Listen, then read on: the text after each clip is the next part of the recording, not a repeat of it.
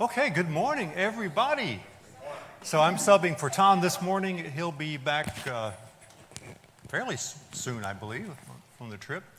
So this morning we're going to continue then the topic of the class, which when I was chatting to Tom, I said, so what's the title? And he said, well, you know how you can learn, things from even the bad people in the Bible. And I said, okay, something like bad boys of the Bible. We'll repeat the B sound, bad boys of the Bible. And he said, yeah, something like that. So examples in the Bible that we can learn from. And so we'll pick up and continue there, and then maybe look at something a little bit different this morning. But first, of course, we always want to open with a prayer. Would you pray with me, please? God, Father, we thank you so much that you blessed us to be here this morning, that we can gather together, that we can open your book, we can look at your message, and we could learn from it and let it shape our lives. And Father, we thank you so much for this blessing and all your blessings. And of course, Father, we ask that you would always help us to get deep in your word, help us to understand the things that we need to understand. And pray this in Jesus' name, amen. So, there's an amazing thing about the Bible. And if you're kind of used to the Bible, if you were like, as the saying goes, raised in the church, then you're so used to it that you don't really realize some of the amazing stuff. At least I don't. But quite some time ago, I was working with a fellow who was a Muslim.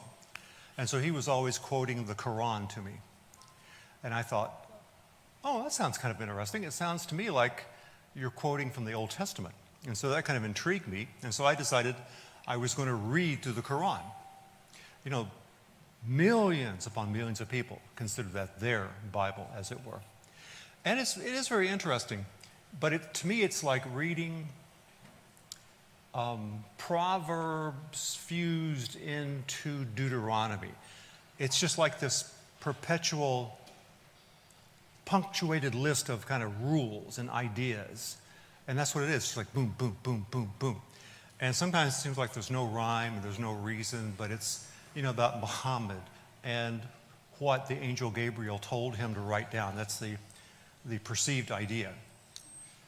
But when you open the Bible, it's really about people, isn't it? It's about people. It's about relationships. It's this long, extending narrative of people that walk in and out of the story, all the way into the New Testament. Relationship. We have Adam and Eve, and then we have Abraham, and then we have Noah, and so forth and so forth. It's about people and their relationships. And that always strikes me as very distinctive in the Bible.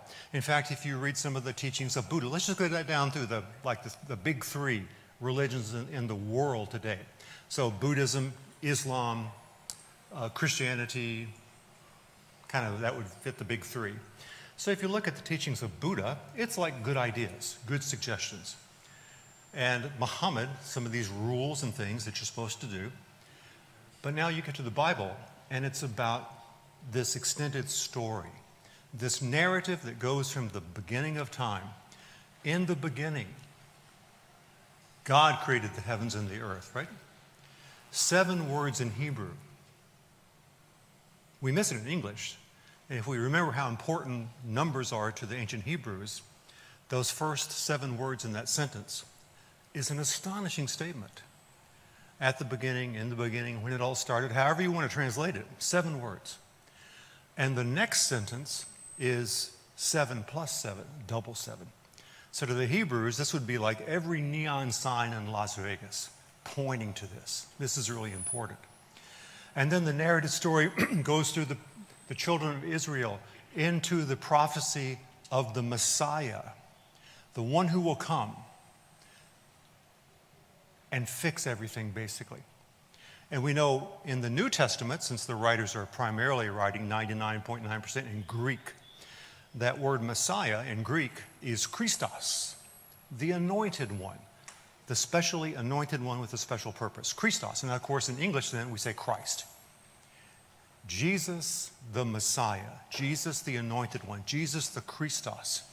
And then we have this extended narrative of Jesus and his 12, and then the 700, and then all the other people that he dealt with. And it's people, people, people. Now, we can learn from those people, people, people, can't we? And I think oftentimes that's why some of these stories are in the Bible. Oftentimes I'll look at something and I'll go, why are you even bothering to mention that? And we'll look at one of those odd examples, I think, today. That upon first look, it looks like, why are you bothering? But it's no accident. It all plays in this amazing, amazing role. And then finally, we make it to the apocalypse of John, the end. What's going to happen at the end time? All the way to the end. The new heaven, the new earth. What happened to the old heaven, the old earth? Well, bless our hearts, we, people, human beings, thought we were the best thing on planet Earth, and we knew better than anybody else, and we kind of messed up everything, didn't we? Just what a mess. And we see that mess continuing, the consequence of that mess continuing even in today. So, let's go back to almost where we were last time, talking about Jacob and Esau. But now let's move just a little bit forward. And here's a very odd thing. Let's go to Genesis. And by the way, I've just pulled up Bible Hub, which is the best free Bible study software package that I'm aware of. So just go to BibleHub.com, any browser, and there you are.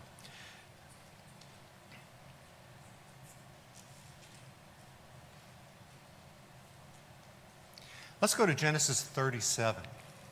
So from Genesis 37 all the way to the end of the book, chapter 50, it's this central story about this young kid, son of Jacob, whose name was Joseph. Probably one of the most famous characters in the Bible. Even if you ask somebody on the sidewalk that's not a church-goer person, and you say, think of a Bible character, and they'll think, oh, the coat of many colors, right? Dolly Parton made a song about this, the coat of many colors. So I often don't like to say that's a poor translation. It doesn't say many colors in the Hebrew. It says a special robe is all it says. Now, some of the ancient translators doing the best they knew how at the time and so forth, but being influenced like we all are by our colleagues and our peers in the world and so forth, they thought that was a good way to record it. But it was a special garment. Many colors? I guess it's possible, right? It's possible. But we have this coat of many colors, and we have this great example of treachery by Joseph's brothers. I mean, it's astonishing today. Today we'd call the FBI. We'd say, come and get these guys. This is like the Menendez brothers that are on TV now on trial. Right? So we see in the sweep of scriptures all these people. And I think about there's two kinds of people in the scriptures. There's behold people. Behold this person. Look at how they came through this. Look at how they struggled, but they came out at the end. Isn't this amazing? Look at how they did this. So kind of a good example. Try to be like this person. Try to have that kind of faith. Try to have that kind of endurance. And so Joseph is certainly an example of one of those beholds. Abraham is an example of one of those beholds. Isaac, Jacob, we could go on and on and on. We could go into the New Testament and talk about a lot of people that are beholds. But then the second kind of people that are in there, I think, for our benefit are the beware. Look at how this person messed it all up. Look at what they did. Look at the decisions they made. Look at what happened. Don't be like this. Learn from this. We see this all the time. In fact, one of the greatest examples that just popped in my head right now in the New Testament as a beware example would be like the example in the early days of the church, Ananias and Sapphira, right? Oftentimes I look at that and go, what were you thinking? And I wonder if it's like all moms and dads know these days, if your youngster does something that they know they shouldn't do, but they do it anyway, and mom and dad goes to them for their training, punishment, whatever, and they say, what were you thinking? You know better than this, and almost always, what does the kid say back to them? What were you thinking? The kid will say, well, I guess I wasn't. And I think that's true, right? I think we get trapped in the flow of life. We get trapped in the drama of the world. And then we wind up doing something that if we had plenty of time to think about it, and if we had some good people around us to advise us not to do that, we probably would not do that. But we do. Remember we were looking at Abraham later? At that time he was still Abram, the great father, Avram, the great father. And he was sent over to the promised land, the land of Canaan. And then he decided, because there was a famine, to go down in Egypt. And last time we talked about, well, see, he shouldn't have done that. That was the problem, right? He wasn't told to go in Egypt. And that started everything.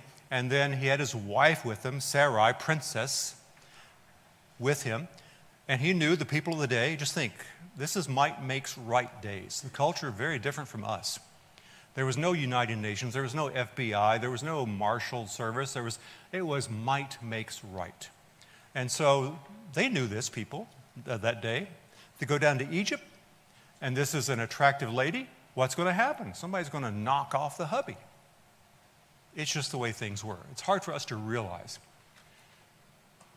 And if we're not very careful, we try to drop in our culture into the Bible as we read it. And that often causes us to miss things and misinterpret things and not understand things. We have to kind of take a step back a little bit and try to imagine ourselves in that culture. And in this story today, we'll see how critical that is. So let's look at the Joseph story, Genesis 37. But this is not our story of the day. This is just to set the stage. So we start in Genesis 37. Joseph was 17 years old, just a kid. He was in the flock, and he was hanging around. He saw his brothers goofing off or something. The Bible doesn't tell us. But Joseph decided to go back and tell Pa. It's like Little House on the Prairie, right? Go home and tell Pa that, hey, the guys are goofing off out there, whatever. It was a bad report, a not very good, a kind of critical report that he told him. And so the brothers do what brothers do, right? They get mad. Well, there's human nature. I often say human nature does not change over time. Anger, greed, revenge, avarice, lust, you name it. That doesn't change. The desire to narc on your brothers. Or, exactly, right? And that's what brothers do, right? If you're the older brother, you always grab the younger one by the head and you're like scrub on their head. Mom, he hit me. Well, he hit me first. Well, he started it. Well, what does Mom say? I'm going to end it then. We'll fix that. But the culture, the way people think, so if we take that culture, it's how we think about things, kind of how we act, how we behave, how we expect other people to behave. And we have our modern American culture, and it's very different than other cultures of today. Like when I work with people from Japan, I always have to rearrange my brain a little bit because it's very different things. Things that to me are nothing can be very insulting to my Japanese colleague. And I got to think about that because it's a different way of thinking, And so if I was going to Beijing, right, I'd have to be slightly more cautious because it's a different culture.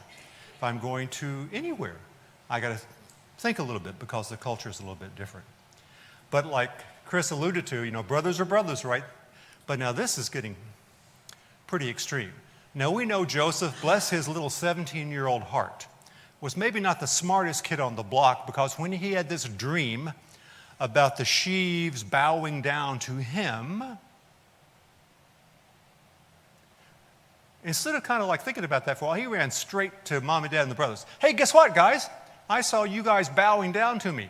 And isn't this cool? No, it's not cool, right? And then he's doing that over and over again. He told on them, tattled on them. Then he has this dream that they're going to be his servants and so forth. So maybe it wasn't the smartest thing in the world. And so then in 37, he said, verse 9, he said, look, guys, the sun and the moon and the 11 stars are bowing down to me. Sun and moon and 11 stars. Let's see, how many kids did Jacob have? What's that little song that we say? Levi, Reuben, Simeon, Jude, something like that, right? 12, right? 12 sons, 12 tribes of Israel, 12 sons. So sun and moon and 11 bowing down to me. Well, that's pretty easy to interpret that dream, isn't it? Mom and dad and all the brothers. And so he was not the happiest guy. Now, I always say we should be very, very careful about looking at these publisher-added headers. Now, here it happens to be marginally helpful. In the bold print, Joseph sold by his brothers. Okay, yeah, that's exactly what happens. But still, that's man-made. The verses are man-made, so we've got to be careful with all these. So,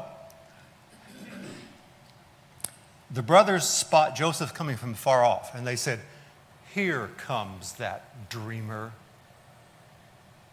Let's fix him." Now, pretty severe, right? What was the first idea? Come now, and we will kill him. Now, that's pretty severe, isn't it? We'll kill him. But Reuben said, no, let's not kill him. Goodness. So let's just throw him in the pit, and then we'll get rid of him that way. And so, verse 23, when Joseph came to his brothers, they took off his robe, the robe of many colors. This is ESV, which is continuing the King James lineage translation idea of many colors, which is okay. We'll use it. The special garment that he got. And since I do like the Dolly Parton song, I'll probably just still call it coat of many colors. And so they took off that robe, throw him in a pit. And they were sitting down having a meal, and they said, okay, what are we going to do with this guy? And they decide to sell him to this caravan passing by, Ishmaelites. Oh, wait, what's the connection there? Ishmael. They're kinfolk. They're Isaac's brother. Cousin, right? Their granddaddy's Far removed. twice removed dog kinfolk. Yeah, Ishmael, right? Abraham's other kid, Ishmael, which means God hears. That El root is God, like Elohim, God, and Shema, the first part of that, hear, God hears.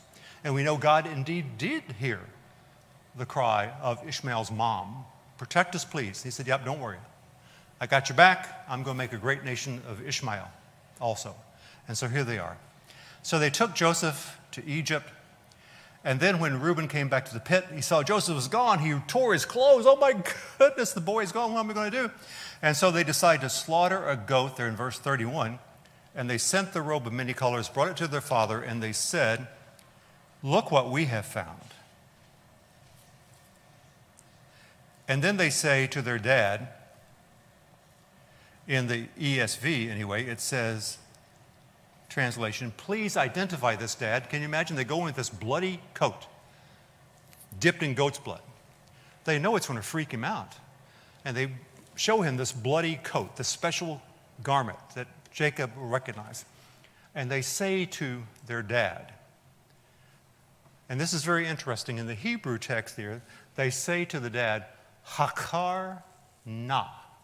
Now that word hakar means to closely inspect, to closely examine. And that na means please. It's just a polite request. So most translators flip it around to better English syntax, and they say, please examine. But it means closely inspect this, please. Hakar na. Now, the reason I'm mentioning this is because that same exact phrase will appear in our actual story of the day. Here's something Yes, sir. interesting, Glenn. If you follow the storyline of it, you know, Reuben is the oldest brother. So let's go back to your brother analogy. And the oldest brother is the one that, I mean, historically and always tends to be the one that, I mean, your daddy's just got the most experience with. So you tend to be the leader, the one that feels responsible, and you should, to some degree. And Reuben, when they say, let's kill him, it doesn't say who says that, but you figure because God later on says, Simeon and Levi, you've got this filthy hands, this blood that's on you. It's probably, we can surmise, but the Bible doesn't say, it was Simeon, the number 2 and number 3 brother. Or Reuben kind of intercedes. It's like, no, let's just throw him in a pit. And you can tell Reuben was trying to study through and figure out a way out of this. You know what I mean? I mean, I like his joker, but killing him is not the answer. And so I do have all these brothers I got to contend with too. And so let's just throw him in a pit, and then we can kind of, in his mind, you see it like, let's circle back around on it. And when he comes and he's gone, he realizes, like, I mean, that wasn't the right decision to steal, right? And so you see this thing that begins here with that you've got to make the right decision and do it then. And it almost sounds, does it not, that Reuben, as the oldest, the one who's expected to carry on the official name of the family, the one who will get a double share of the inheritance as the firstborn. And so the firstborn, this so-called primogeniture, the firstborn kid, is expected to have more duties, more responsibilities, but he also gets a double share of the inheritance. And it sounds like he is desperately trying to think, just exactly like you said, how can I tamp down all these hotheads? Because he's outnumbered, right? Big time outnumbered. And these guys want to kill the brother. And now I can just imagine he's running through this thing in his head. Okay, if I just say no, I'm going to take him home, they're going to revolt, right? But if he kind of tamps it down a little bit and says, look, how about this? How about we get rid of him, but we don't kill him? I wonder. Now, the Bible doesn't explicitly tell us, but it sounds like all the brothers are colluding in this, doesn't it? Now, we get a special, later, Jacob's blessing, so-called blessing. Some of the brothers get like a little special curse, too. And so that makes us wonder. Now, Charles, I saw your hand. Something else I find interesting here is this rift between Joseph and the rest of the family, excluding the father, is brought out here. When they take the road to Jacob, they say, is this your son? They don't say, is this our brother's road? They say, is this your son? And then when Jacob inspects the coat, he said, there again, he says, yes, this is my son.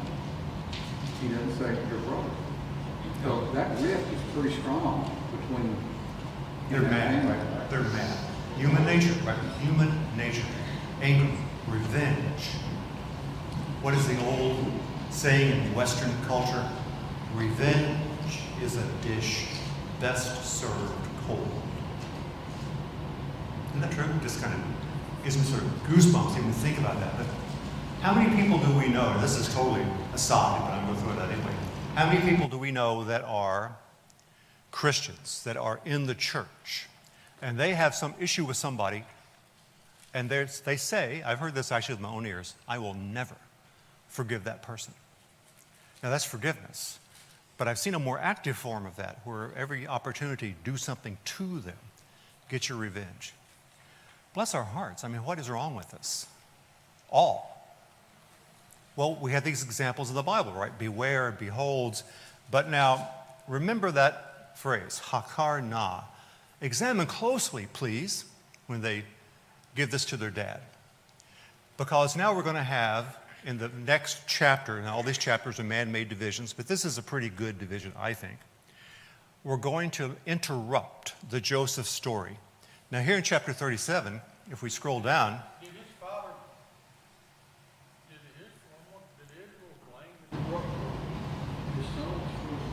well, you know, the scripture is kind of semi-silent on that, right? I don't know if Israel kind of backed his head. I mean, from this it sounds like they fooled him, right? It worked really well. They fooled him. And we see the end of this chapter, Daddy says, well, my kid is gone. He's been eaten by a wild animal. Here's the bloody robe. So apparently he is totally fooled here, right? Totally fooled. And he says this famous verse that we often use today about, especially at speaking of death and so forth. And this idea of Sheol, the idea of the grave in Hebrew, Sheol.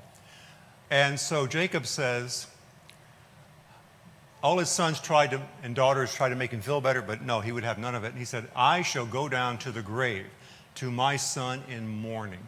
Thus his father wept for him. Meanwhile, the Midianites sold Joseph to Potiphar. We know that in the king's guard, basically.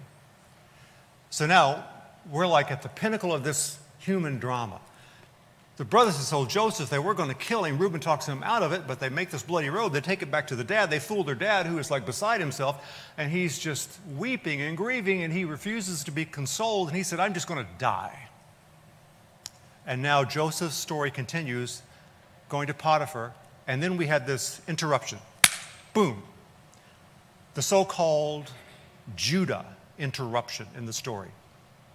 Right in the midst of this drama, which will continue all the way to the end of Genesis, chapter 50. But now we have in this next chapter, let's just click this arrow and pop over in Bible Hub to 38.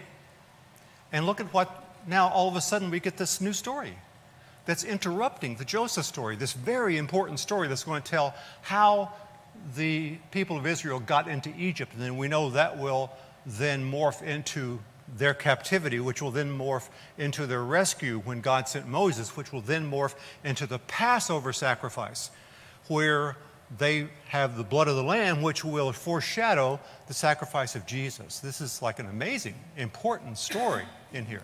So why are we going to interrupt this with this short Judah and Tamar story? So here's another example. Human nature, behold, beware. We have this drama going on here between Judah, Joseph's brothers, one of his brothers, Judah, and this lady named Tamar.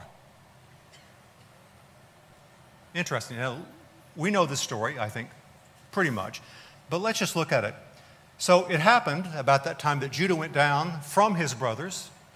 That implies, the way it's phrased, it implies maybe some friction, or it could just be innocent, just I'm going my way and do my thing. Guys, okay? It's hard to know, but it's kind of a frictiony way to say this in Hebrew. And he's hanging out with this guy from the city of Adullam named Hirah. And this buddy Hirah and Judah goes up, and now we're going to have this little interlude of Judah.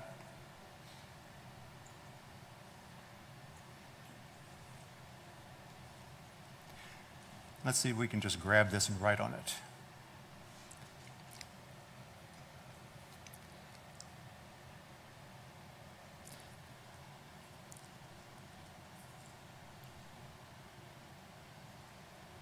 Okay, so Judah came across the daughter of this Canaanite guy named Shua. And so Judah, it says he took her. Now, once again, here's our culture. That sounds like an attack, right? Attack. But that Hebrew phrase is for in marriage, took her in marriage. But see, we've got to be careful. We look at that and we go, well, that rotten dog. No, this is the phraseology that we use. This is cool. Everything is okay. Everything's okay.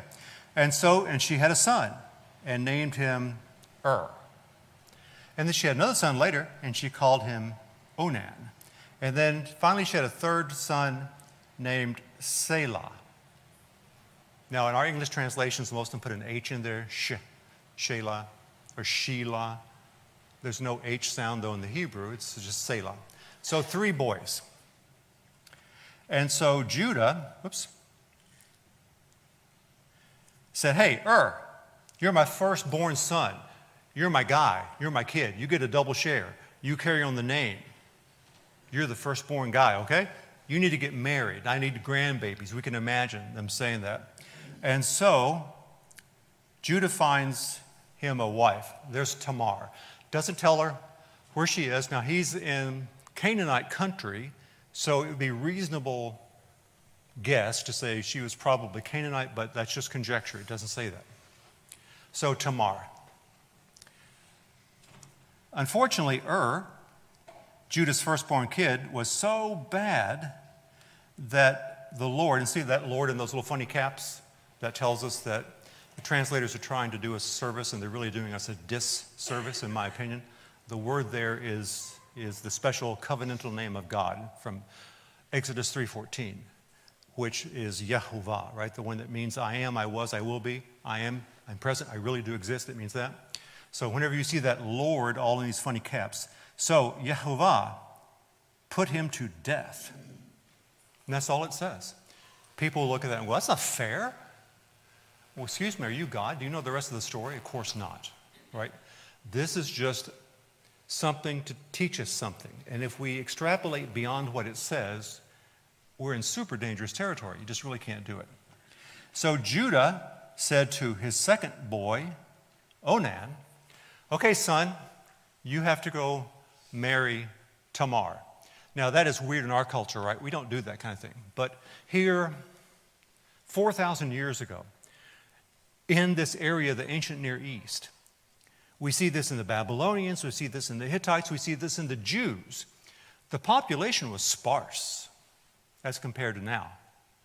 Now, what we got, it's like 7-point-something billion people on Earth? Probably back then, maybe 10 million, about the best we can get, spread across all that land. Basically nobody. So what do you got to do? There was a rule, and we see this rule spelled out in the Bible in Deuteronomy 25. Look, if a brother dies with no children, there's nobody to carry the name, that lineage is dead. That lineage is dead. No, we can't let that happen. If a brother dies, the next older brother has to, this is required, has to marry her, produce an heir who will legally be the dead brother's son. You think, well, that's not fair. The other brother has to spend all this time and effort and feeding this guy and taking care of this kid who's not really his kid, it's his brother's kid, and legally it will be his brother's kid, and he will inherit all of his brother's stuff, just like his brother had not died. And that's called levirate marriage, because in Latin, levir means basically brother-in-law. And so we just use that Latin phrase and jazz it up a little bit, levirate marriage. And that's not called that in the Bible. But that's just a good name to use, to know what you're talking about. That was required. That is so far different than our culture. But it was a moral prerequisite. It was an ethical rule that you never violated. You didn't even think about violating it. It would almost be like saying, well, you know, if Dad didn't let me ride his horse, I'm just going to go and while he's asleep, I'm going to kill him. No, you don't think about that. It's beyond thinking. It's just something in the culture that you do. If you didn't do it, everybody would think you are the worst, savage, heathen, disrespectful, unrighteous, you could name it. So basically, then the point is, it was never thought about not doing it. You just did it. And so... You can't have no kids of his own? Oh, sure. We have to get another wife? Yeah, because we know that back in these days, it was a polygamous culture. They had several wives. I mean, look at Abraham, right? Goodness. Look at Jacob with the so-called concubines, right? Sure, that was very, very common. But this kid that came from the dead brother's wife would be the dead brother's heir. So therefore, the second brother, who, now you still had to feed the guy and take care of the wife and so forth, because in that culture, it was a patriarchal culture to the max. The inheritance flowed through the male lineage. And so, did women go down and get a job at the World War II airplane factory, Rosie the Riveter? No, that was not the culture. It was not the culture. You were full-time busy doing what arguably is the most important job in the world, which is raising the kids, right? That's your full-time job. And nobody thought about that either. That was just the way things had to be. In this crazy, dangerous, might makes right world, you had to have the biggest protector person possible to keep your family alive. I think about like a bubble. You got a bubble.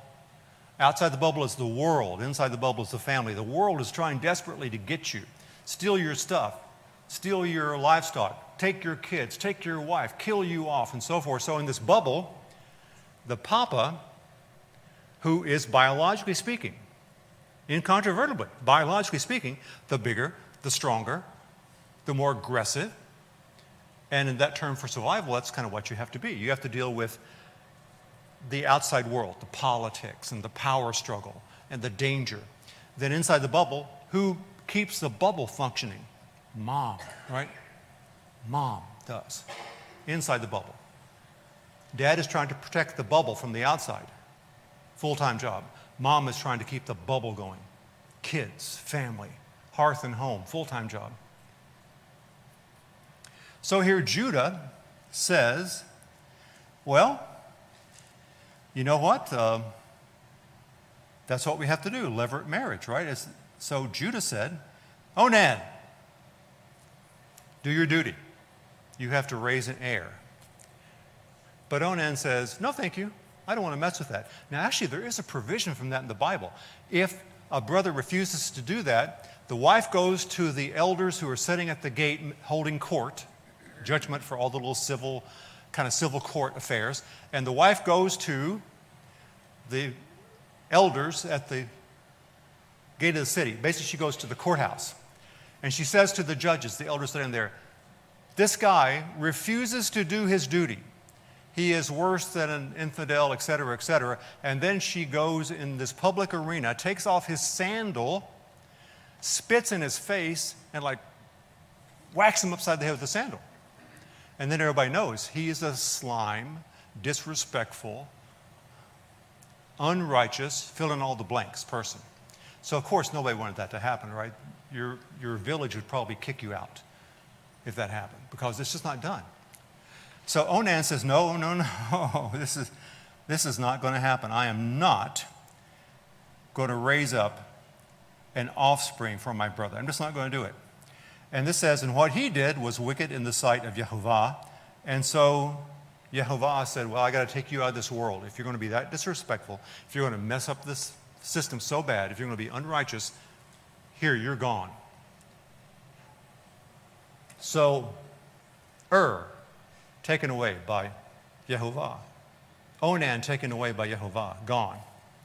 And then Judah says to Tamar, okay, Tamar, look, you're just going to have to stay a widow. You're going to have this like outcast position in our family. You know, we're going to let you stay physically. And when my son, Selah, grows up enough, then, yeah, he's going to be your hubby. So don't worry, we are going to follow the rules. We are going to follow the culture. You will marry Selah, you will have a child. That way you will gain your respectful position in the family, and you will be provided for, and everything is cool, okay? But now secretly, what was Judah thinking? He was scared that Tamar was jinxed or something. And so if Selah married her, he was going to bite the dust too. It kind of makes sense, doesn't it? Hey, my one boy married you, boom, dead. Now, what he doesn't say is he was so terrible that God said, you got to go, boy. And then the second son, Onan, same thing, he was terrible too. And God said, you got to go. You're gone. And so now the young son was left. And you can imagine what Daddy Judah is thinking. Hey, third time, no way, Jose, this is not going to happen. And so he says, hey, just live like a widow and everything is cool.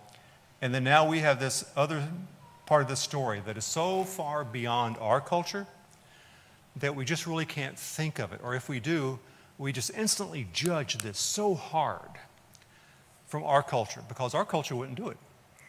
But you know the story that what happened is when Tamar realized that she was being cast aside, that she was being treated unrighteously, that this central cultural idea of levirate marriage, where not just raising a son, but where the widow is taken care of as a respected member of the family because she has raised sons. Now that's also very foreign to our culture. Excuse me, you mean you got to raise sons to be respected? Well, see, modern Americans can't wrap our heads around that because that's crazy. But this is a much more, what's a good word to use? Advanced civilization, maybe? I'm not even sure that's a good word. But back in those days, that was what happened. Why was Sarah so upset that she didn't have a son? Why was, and we could just go through all these examples in the Bible. Well, that's why. That culture, very different than our culture. So she decided that she was going to have to fix this herself. So Tamar heard, hey, your dad-in-law, Judah, is going up to this other town, and he's going to hang out with this bud, Hira the Shulamite. And they're going to go up and they're going to shear some sheep, so it's going up there. And so Tamar says, okay, I got this. So she went up to this entrance to Enaim. And she disguises herself as a temple prostitute. Because in the Canaanite culture, that was considered like you had fertility altars and things like this. So how did you ensure that your crops would be plenty? How would you ensure that you have lots of kids and so forth? Well, you go to the fertility altar and you sacrifice to the fertility gods. And even the best thing to do then to show that you're sacrificing is you have a temple prostitute there. And so you have sexual relations with this temple prostitute. I mean, Canaanites said that's cool. But now, it's not so cool to the Jews, right? God said, no, you are separate people. But nevertheless, so Judah walked by, he saw her, and he thought she was a temple prostitute because she was dressed like it. And so he turned to her and he said, hey, how much do you charge, basically?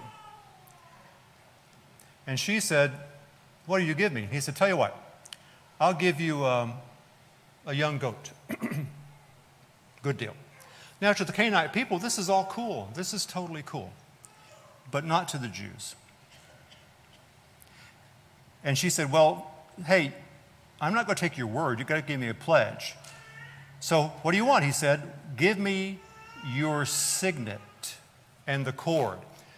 In that day, what these guys would do is like imagine a cord around your neck, and then dangling from that cord is a little hollow cylinder. I've seen some in museums, about maybe like yay long and this big around. It's hollow, and it's carved on the outside. And so each person would get one, and they would carve something very unique to their cylinder. And then if you're making a deal with somebody, if I say, hey, John, what do you want for those 20 sheep? And you say, 10 talents of silver. Okay, cool. Well, here's the receipt. Take a wet piece of clay or wax on it. I take my cylinder off, and I roll it in that wet clay. And now, as it rolls, it creates this very elaborate image that is only on my cylinder because I carved pieces of it. So it's like a signature. It's like your credit card. It's like your driver's license all combined into one. She said, give me your driver's license, your credit card. He said, give me your cylinder. And so she does. And then Judah did send the young goat. And about 3 months later, though, Judah heard that Tamar is pregnant. She has been immoral. Oh, my goodness. She has been immoral. And look at what Judah says. Bring her out. This is so horrible. She's got to be burned. Now, the Old Testament does prescribe a few horrible, horrible behaviors that the punishment is burning. So look at what Judah does. He said, that's it. And now, check this out. This is so clever. Tamar sends the seal back to Judah, and she says, Hakar na, Judah. Examine carefully, please. Oh, wait, wasn't that the exact same words that the boys said to Jacob with the coat of many colors, bloody coat? Hakar na, Dad. Examine closely. Now, Tamar says, Hakar na to Judah. And of course, he sees this totally unique cylinder seal that belongs just to him. And then he says very famously, Judah identified them and said, Tamar is more righteous than I am. She is more Zedek. Now, in a forensic area, that word Zedek in Hebrew means innocent, like in a judge courtroom kind of thing. But it can also mean just righteous. So Judah now realizes in a flash, boom, who's really at fault here? I denied her the levirate marriage. I played these games with her. It was me and the prostitute, so I thought, which unbeknownst to me was my daughter-in-law. Oh, and by the way, in the levirate marriage, the father-in-law was eligible if the brothers didn't work out, that the father-in-law could also do the levirate marriage. So he realized that he is the unrighteous one, not Tamar. And then, when it was time for her to deliver, twins were born. The first and the second twin, Zerah, and here is the guy, Perez, the great granddaddy of Boaz, who married Ruth, who was a Moabite, the country that Israel's not supposed to have anything to do with, a Moabite, who had a baby boy named Jesse, who had a baby boy named David, who became king, who was a man after God's own heart, who was the lineage of the Messiah, Jesus, son of David, through the story. Now, was that our last bell? It was, wasn't it? But let me just turn quickly to Romans 8, and let's go down to 8:28. And let's do a New Testament thing here, 8:28, inside of Bible Hub. Romans 8:28, which the ESV says, and we know that all things work together for good for them that love God, who are called according to his purpose. Now, if we look at other translations, we see there's a problem with this. The word God appears twice in this verse. So the much, much, much better translation is this. We who love God know that God works everything together for good. In other words, nothing can thwart the will of God. People can be stupid and crazy and do all this crazy, stupid stuff, but what happens? You cannot damage the will of God. Remember, Joseph even said that later when the boys arrived all in Egypt. He said, you guys meant this for bad, but God meant it for good. So there's the Romans 8:28 in all of these stories. The plan of God, the will of God, the purpose of God is unthwartable. Now, I might mess up myself. I might bite the dust myself, but the will of God, his plan, his purpose can never be thwarted. And that's one message I think all these behold, beware stories tell us over and over and over and over and over again. So thank you so much. Appreciate your time and attention, and hope you have a blessed day.